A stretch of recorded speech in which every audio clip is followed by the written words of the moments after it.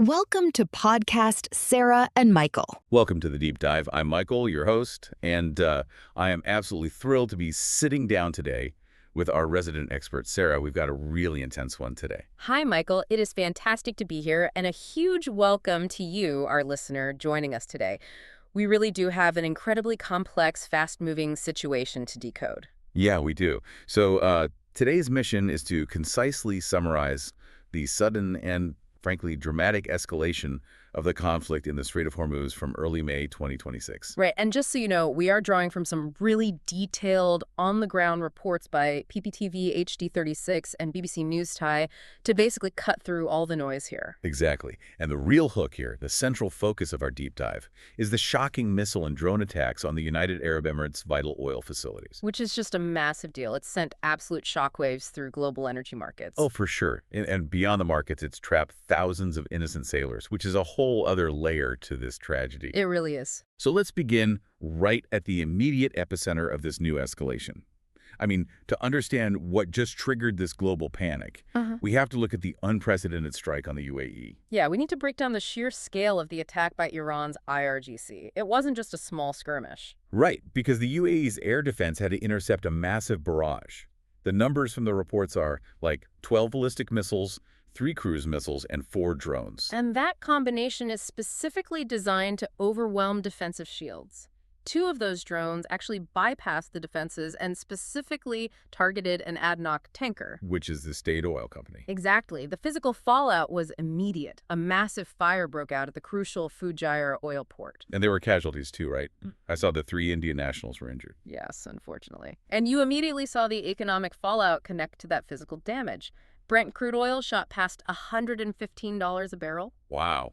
Yeah, it jumped more than 5% in a single day. A 5% jump in one day is just wild. Yeah. But I think we need to explain why hitting Fujairah is such a strategic blow. It's all about geography.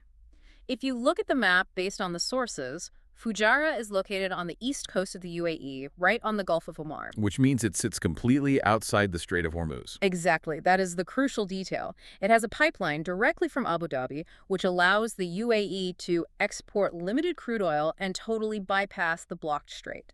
Okay, so if we use an analogy here, it's like the Strait of Hormuz is the main highway, right? And right now, that highway is completely blocked. Oh, right. Totally impassable. So Fujairah is essentially the emergency backdoor for global oil. That's a perfect way to put it. But then I have to ask, if this essential backdoor is now actively catching fire from drone strikes, I mean, how much more precarious does the entire global energy market become for everyday people? Oh, incredibly precarious. When the fail-safe goes up in flames, the baseline assumption of security just evaporates. Which seamlessly moves us from that bypass route back to the main highway itself, the Strait of Hormuz. Right, because we have to understand why that bypass was needed in the first place and how the U.S. and Iran are clashing there right now. So just to remind you, the listener, of how we actually got here.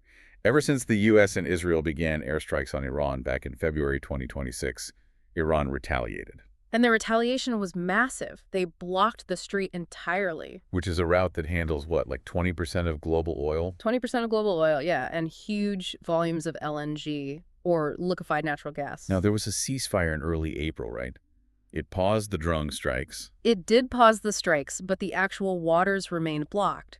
And the U.S. maintained its blockade of Iranian ports. So the economic strangulation didn't stop. Not at all. And that leads to this staggering humanitarian crisis. President Trump actually mentioned the scale of it. 2,000 ships are stranded in the Gulf. Wait, 2,000 ships? Yeah, which translates to roughly 20,000 crew members. That is just awful. These are civilian sailors who are just trapped there, suffering from dwindling supplies, right? Exactly. The reports emphasize their rapidly deteriorating mental and physical health. It's a dire situation. And that dire situation is what prompted the direct U.S. military intervention, which they called Project Freedom. Right. And there was a success there. The U.S. successfully escorted the American-flagged Maersk ship, the Alliance Fairfax, out of the strait. But here is where the narrative really splits. I mean, the fog of war in these reports is so thick, we have starkly conflicting narratives of the military clash, Completely different realities, really. President Trump announced that U.S. attack helicopters destroyed 7 Iranian speedboats during the operation. framing it as neutralizing hostile military targets. Exactly. But in stark contrast, Iran's state media, the Tasnim agency, claimed the U.S. actually hit 2 small cargo ships. Wait, cargo ships? Yeah, and they claimed that 5 civilians were killed in that engagement. Wow. Furthermore, Iran's military flat out denied that U.S. ships passed freely. They claim they actively fired warning shots at the American convoy. I really have to push back on this fog of war, because the contrast here is extreme. It's massive. You know, the U.S. claiming they destroyed military speedboats, and Iran claiming there are dead civilians on cargo ships.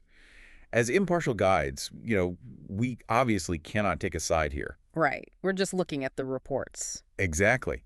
But we have to acknowledge how these competing narratives make diplomatic resolution almost impossible. Yeah. If you can't even agree on what just blew up, how do you sit down and talk? You really can't. And that impossibility is reflected in Iranian Foreign Minister Abbas Araghchi's statement. He basically said, Project Freedom is a dead end.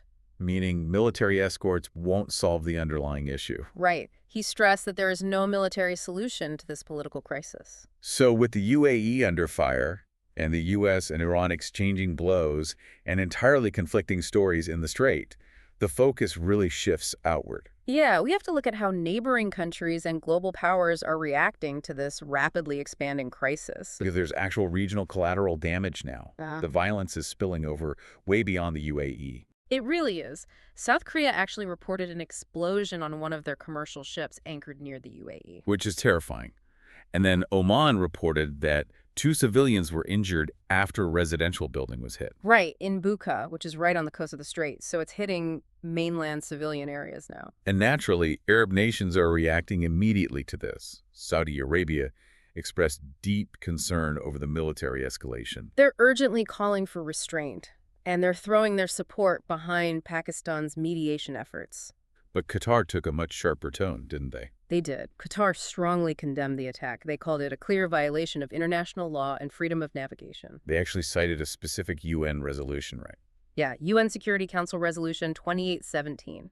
And they declared full solidarity with the UAE. And this regional alarm is definitely mirrored by a global chorus of leaders. Like France's Emmanuel Macron called the attack unacceptable. But he also brought up the broader issue, demanding security against Iran's nuclear and missile threats. Connecting the ballistic missiles used at Fujairah to the nuclear program. Exactly. Meanwhile, Canada's Mark Carney urged diplomacy and stood with the UAE. And the UK, Keir Starmer was quite aggressive, right? He demanded Iran engage in meaningful ceasefire talks. He did, and he promised to protect Gulf allies, committing British assets to the region. We also heard from India's Narendra Modi, who condemned the targeting of infrastructure and civilians. Which is deeply relevant since 3 Indian nationals were injured in the Fujairah blasts. Yeah, that makes perfect sense. Yeah. And then Pakistan's Shehbaz Sharif urged a return to the U.S.-Iran ceasefire agreement. Right, trying to resurrect that April baseline since they are mediating. Okay, but I have to critically question the effectiveness of all these statements. Fair enough. When missiles are actively bypassing sophisticated air defenses to set oil depots on fire. And 20% of global shipping is paralyzed. Exactly. Do strongly worded social media posts and diplomatic condemnations actually carry any weight at all? Or are global leaders just totally powerless to stop the escalation? It's a tough reality. In the immediate moment, diplomacy is slow. A UN resolution doesn't physically stop a drone swarm.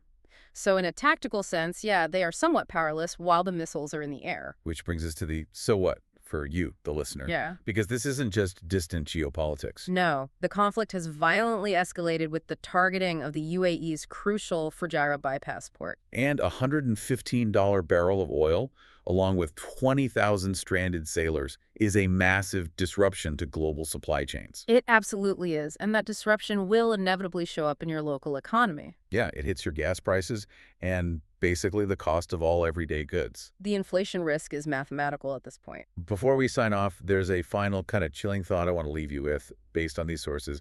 Modern warfare in these vital choke points craps utterly neutral parties. Like the Indian nationals injured in Fujairah or the thousands of stranded cargo sailors?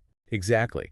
And if a strategic, supposed safe haven bypass like Fujairah which is heavily defended, can be successfully hit with a swarm of drones and missiles. I mean, are there truly any safe routes left in the global energy supply chain? It's a huge question. Right. Or is the world's economy fundamentally unprotected in the age of drone warfare? That is exactly what global markets are trying to figure out right now. Well, it's definitely something to think about. Thank you so much for joining us for this deep dive. We'll be right back here next time to keep breaking down the stories that shape our world. Take care, everyone.